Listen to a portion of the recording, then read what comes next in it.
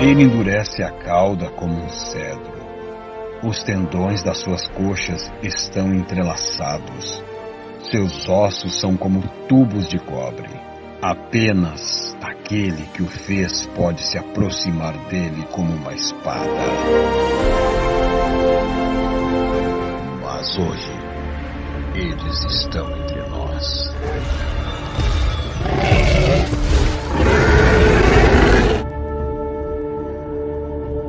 Quarentena Rex.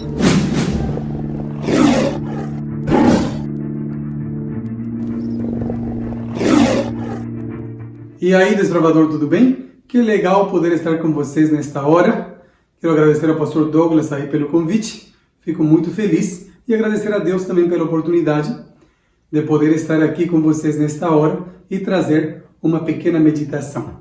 Eu sou o pastor Fray, mexicano e moro aqui perto, em Porto Alegre, trabalhando neste ministério tão apaixonante que somos desbravadores. Há um relato na Bíblia, uma história, que eu sempre gostei. E esse é o relato da criação. Desde pequeno, sempre chamava a minha atenção ver todas as coisas lindas que Deus criou para nós, que Deus criou também para que nós aprendamos lições para a nossa vida. Só que além do relato que nós estamos acostumados a escutar, lá do livro de Gênesis, nós temos outro livro também que apresenta um relato da criação bastante interessante, com alguns mistérios, com algumas curiosidades também. Eu estou falando aqui do livro de Jó. Jó é um dos livros mais antigos da Bíblia. Jó estava atravessando por uma situação difícil e questionando algumas coisas sobre o caráter de Deus e outras também que ele via e não conseguia entender. Deus, ele desce até Jó e ele começa a responder com perguntas. E diante dessas perguntas, Jó fica sem palavras, porque são muitos mistérios. Veja, por exemplo, se você abre sua Bíblia comigo, eu estou falando aqui de Jó, o capítulo 38 até o capítulo 42. Nós não iremos ler todos eles, fica a dica aí para você aprender mais em casa. Mas no capítulo 38, Deus começa perguntando para Jó, tente você responder se você conhece algum destes mistérios ou tem a resposta para uma dessas perguntas. A primeira pergunta de Deus: Jó, você sabe onde está o fundamento da terra? Como é que a terra está parada? Não tem nada embaixo. Como tudo isso funciona? Deus, além de perguntar, começa a explicar. E diante de cada pergunta, Jó fica sem palavras, porque são mistérios grandes que ele não conseguia entender. Deus também pergunta para ele se ele entende sobre o mar, os limites, as ondas. E Jó nada respondia. O que mais Deus pergunta para ele? A neve, Deus pergunta, como funciona? Como se forma a neve? O que mais? O vento, os relâmpagos, os trovões, o gelo, a geada que você vê em julho. Você consegue explicar o processo? Jó, ele não conseguiu explicar como a geada se forma e como ela cai também. O que mais? As constelações, sol, estrelas, lua, meteoros, tudo isso Deus pergunta e explica para Jó e Jó fica sem palavras. O que mais? Deus também pergunta para ele como se formam as nuvens, como a água, como a chuva cai, como rega a terra e como isso faz produzir erva, frutos e traz sustento para os homens e também para os animais. Por falar em animais, Deus também fala para Jó sobre os animais. Agora, o mundo animal é um mundo que sempre chamou a minha atenção. Eu desde pequeno pesquisava, procurava ler, assistir algum documentário para aprender algumas curiosidades sobre eles. E Deus aqui faz algumas perguntas para Jó. Veja, o primeiro animal que Deus pergunta para Jó, no capítulo 38 ainda, Deus pergunta: você entende sobre os leões? Como eles se reproduzem, como eles vivem, o que eles comem? E Jó não conseguia responder. Você sabe como vivem os corvos, as corças, os jumentos selvagens, o boi selvagem? Que mais? O avestruz, uma curiosidade aqui, vocês sabiam que o avestruz, ele consegue correr até 70 km por hora? Isso é muito rápido. Alcançar um avestruz é muito difícil, ele corre demais. Que mais? Os cavalos, disse Deus para Jó, como eles vão para a guerra, como eles não têm medo de enfrentar a batalha. Você entende isso, Jó? E Jó ficava sem resposta. O que mais Deus pergunta? Deus também explica para Jó sobre o falcão, sobre a águia, como a águia voa, como alcança grandes alturas, como faz o seu ninho, como se reproduz. Que mais? Deus também pergunta para ele sobre o hipopótamo. Deus pergunta sobre um bicho bastante estranho também pela descrição aqui, que é o crocodilo, assim traduzido na nossa versão. Mas parece na realidade um dinossauro. Pela grandeza, pela descrição, parece um animal bem maior. E Jó fica sem palavras diante de todas as perguntas. Qual é a conclusão a que Jó chega uma vez que ele escuta todos esses mistérios? Ele disse assim, no capítulo 42, eu quero encerrar aqui falando isso para vocês: sei, disse Jó, que consegues fazer todas as coisas. Nenhum dos teus planos pode ser frustrado. E continua: certo é que falei de coisas que eu não entendia, coisas tão maravilhosas que eu não poderia saber. Então, desbravador, a natureza permanece ainda um mistério para nós, mas há muitas coisas que nós vemos, que nós conhecemos e que nós podemos aprender também, estudando. Por isso nós temos tantas especialidades aí que nós podemos fazer para aprender do maravilhoso mundo que Deus criou e chegar também à conclusão como Jó, que Deus é um Deus poderoso, que nós devemos louvar o seu nome, que nós devemos servir a Ele e que Ele é também o nosso Criador. Então, que Deus te abençoe e que você aproveite cada oportunidade para aprender mais e mais sobre esse maravilhoso mundo, sobre essa criação maravilhosa que Deus fez para nós. Maranata!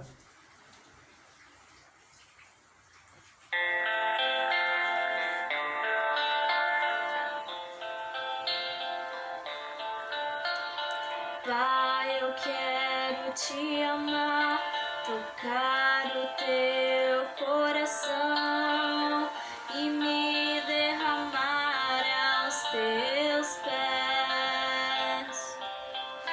Mais perto eu quero estar, Senhor, e te adorar com tudo que eu sou e te render.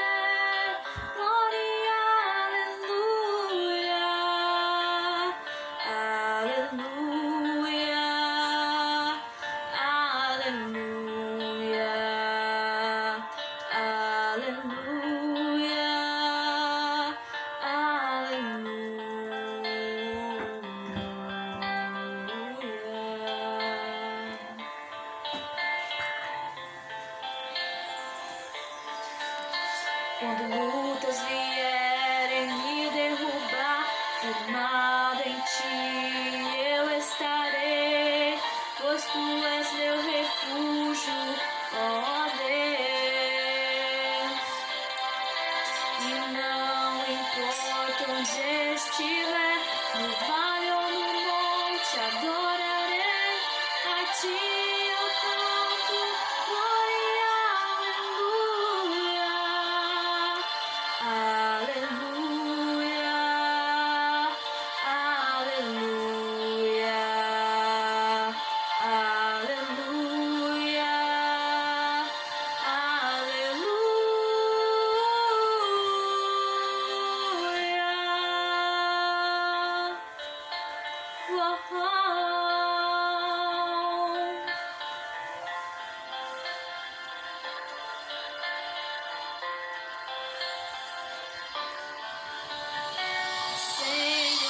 Preciso do teu olhar, ouvir as batidas do teu coração, me esconder nos teus braços, ó Pai. Toda minha alma deseja a ti e junto com os anjos cantarei, tu és santo, exaltado, aleluia.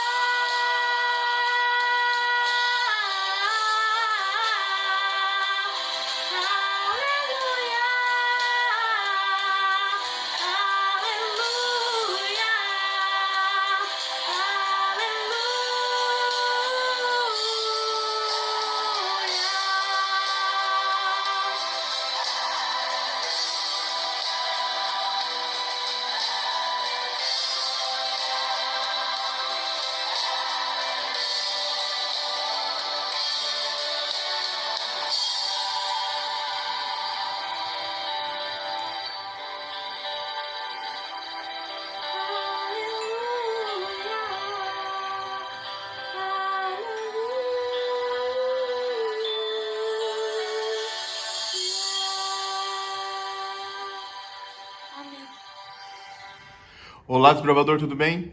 Olha, o prêmio de hoje especial para quem estiver online aí será... Vou sortear 3 toalhas toalhinhas pequenas, né? Daquelas que a gente fez no Campuri de Líderes, tá bom? Nós temos ali, e é esse, e os 3 primeiros que responderem a pergunta leva. A pergunta de hoje, então, é a seguinte, né? O pastor Fry, ele fez a meditação para nós e ele disse que uma avestruz ele chega a correr quantos quilômetros por hora? Os 3 primeiros ganham, tá bom? Valendo!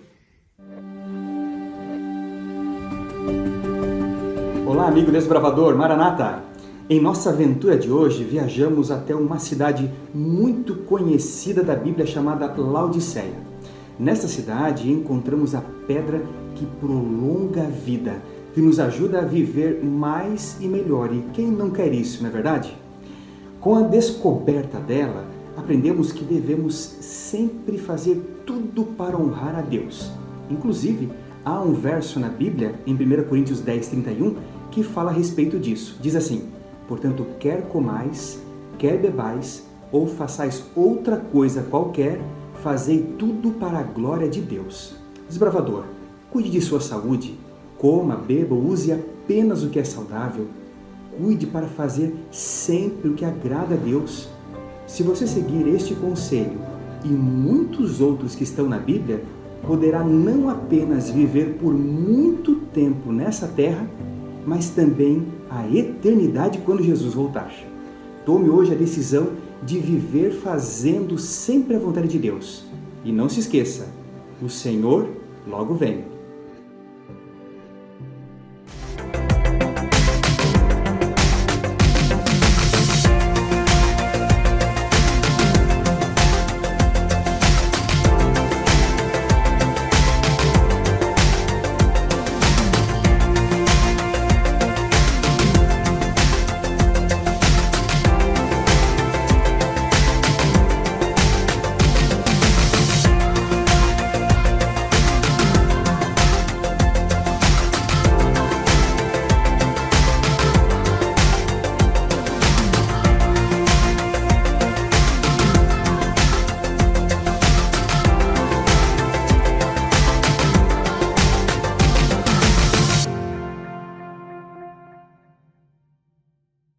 Boa noite! Chegamos para mais um sorteio e hoje eu tô aqui com a... Natália. Isso mesmo, eu e a Natália vamos fazer o sorteio dessa noite e hoje nós temos 3 brindes, vamos pra tela! Quais são os 3 brindes, Nath? Esse aí qual é? O PIN do Uruguai.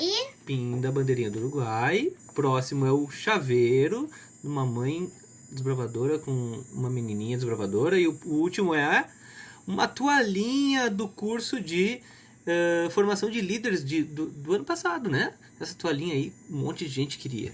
Nath, agora coloca aí pra nós a tela do sorteio, tá? Aqui, isso. E agora, vamos lá pro sorteio, tá? Primeiro é o PIN da bandeirinha do Uruguai. Vamos lá. Soltou? Jonathan Luiz Mensor, do Clube Lobos do Sul. Muito bem, região Alfa. O próximo brinde vai pra quem? Tiago Martins Soares. Pô, quase sou eu, hein? Tiago Soares já seria eu, mas Tiago Martins Soares Ribeiro, do Clube Pioneiros da Fronteira. Esse aí vai levar o chaveiro da mãe com a menina ali abraçada, acho que tá orando, né? Duas desbravadoras. E agora, segura bastante tempo aí, Nath. Vai apertando e segura, não solta, não solta. Esse aí é a toalhinha do curso de formação de líderes, vamos ver. Solta. Nara Rosângela dos Santos, do Clube Heróis da Fé. Muito bem, parabéns para os vencedores e até amanhã. Tchau!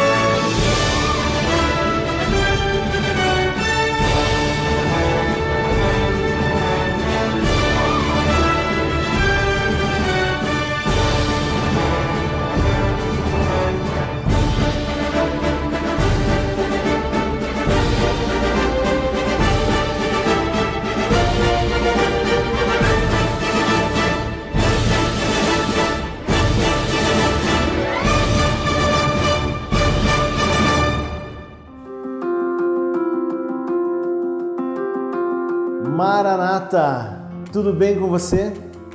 Olha que legal, hein? Você já fez 10 estudos bíblicos e agora você está indo para o 11º. E um assunto muito importante, o assunto de nascer de novo. O que é nascer de novo? Que coisa interessante, que assunto é esse? É um assunto dos mais importantes, sabe por quê? Nascer de novo é você entregar a tua vida através do batismo. Mas como que é o batismo? É jogando uma água na cabeça, jogando um balde d'água? Ou é o batismo por imersão? Jesus Cristo nos mostrou como é o verdadeiro batismo. O verdadeiro batismo é através da imersão. Jesus Cristo, quando encontrou com seu primo João Batista, ele pediu o batismo. E ali convinha que naquele momento Jesus fosse batizado, sabe por quê? Para o nosso exemplo. Jesus não precisava ser batizado, sabe por quê? Jesus não pecou. Agora o batismo é para mim e é para você, porque nós somos pecadores. E quando nós nos entregamos através do batismo, nos entregamos a nossa vida nas mãos de Jesus Cristo. Aceitamos o sacrifício que Ele fez na cruz. Por isso, decidimos nos batizar publicamente, para que todas as pessoas possam ver que nós tomamos uma decisão ao lado de Jesus Cristo.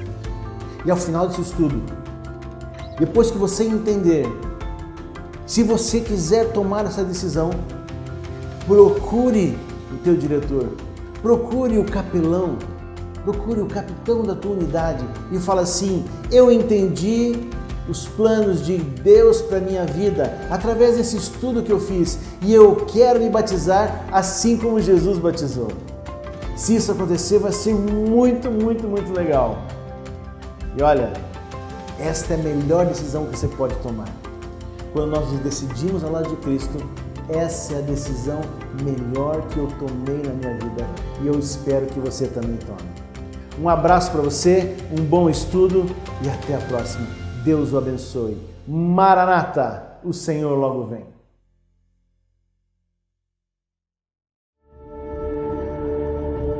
Quarentena Rex.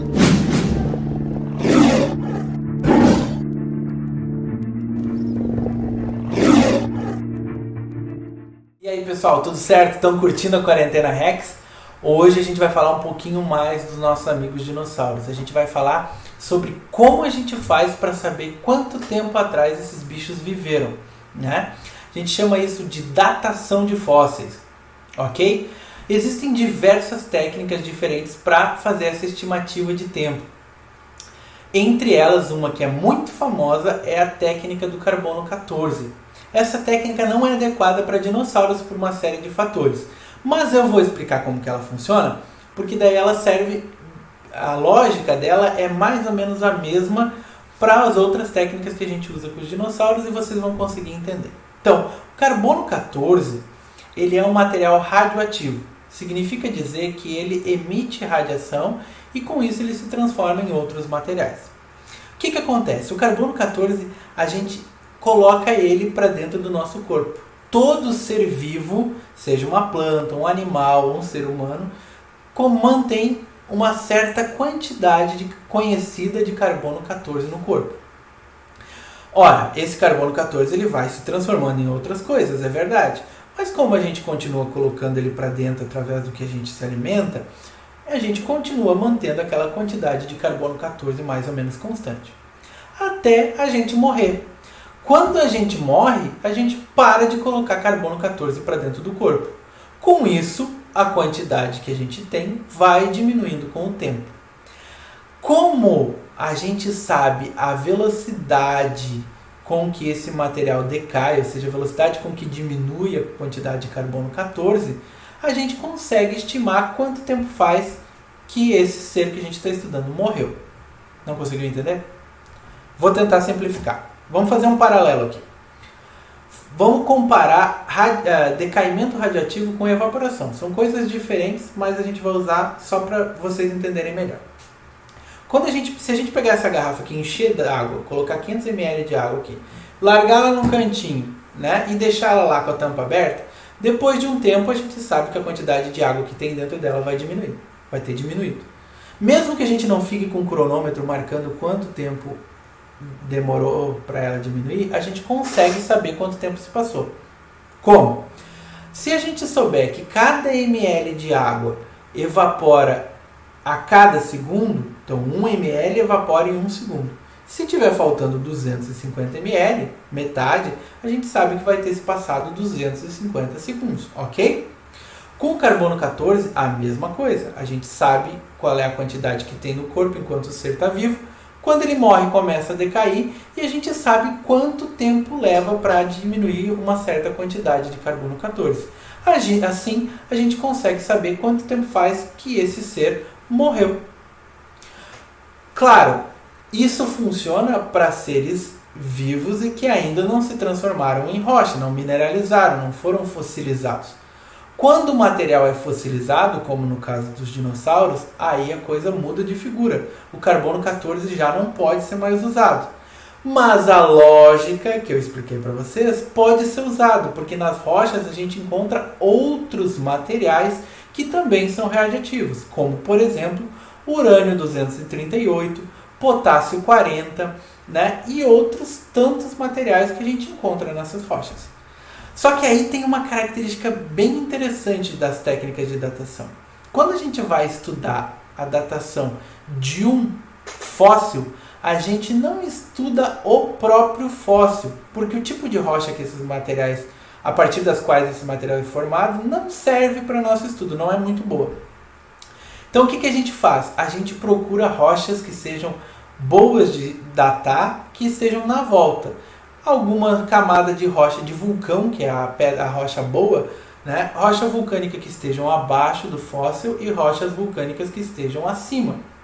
Se a gente consegue, usando esses outros materiais, essas outras técnicas, saber a idade daquela camada de rocha que está abaixo do fóssil e de uma camada de rocha que está acima, a gente sabe que o fóssil, né, viveu entre esses dois períodos, mais ou menos aqui no meio. É mais ou menos como se fosse um sanduíche. Primeiro vai a camada de baixo, depois o recheio, depois a de cima. Ninguém põe o pão de baixo depois de ter colocado o recheio. Portanto, se eu sei a data da camada que está abaixo do meu fóssil e da camada que está acima, esse fóssil deve ter vivido no intervalo entre essas duas camadas. E com isso eu sei quanto tempo faz que esse fóssil viveu. Legal, né, gente? Se vocês ficaram com dúvidas, escrevam aqui nos comentários, perguntem pra gente que a gente, na medida do possível, tenta responder. Valeu, gente. Abraço! Olá, desbravador, tudo bem? Como você está? E a quarentena Rex, como você está? Está participando? Tem anotado tudo? Olha, eu tenho acompanhado e eu tenho algumas informações para você. Primeiro, que no nosso último dia, que vai ser na sexta-feira à noite, eu vou colocar para você um link aonde você pode preencher a sua especialidade, tá bom? E ali você vai responder tudo o que você sabe ali com as suas anotações e vai mandar diretamente para mim. E aí depois eu vou fazer a seleção e vou mandar para o seu diretor falando assim, olha, esse aqui pode receber o emblema da especialidade, esse não. A única coisa que vai faltar para você é que você vai ter que apresentar para o seu diretor a coleção. E eu tenho ajudado você nisso também, não é verdade? É só você entrar lá no nosso Instagram, MDA_ASR, todo dia e pegar o seu dinossauro do dia, tá bom? Um grande abraço, até amanhã.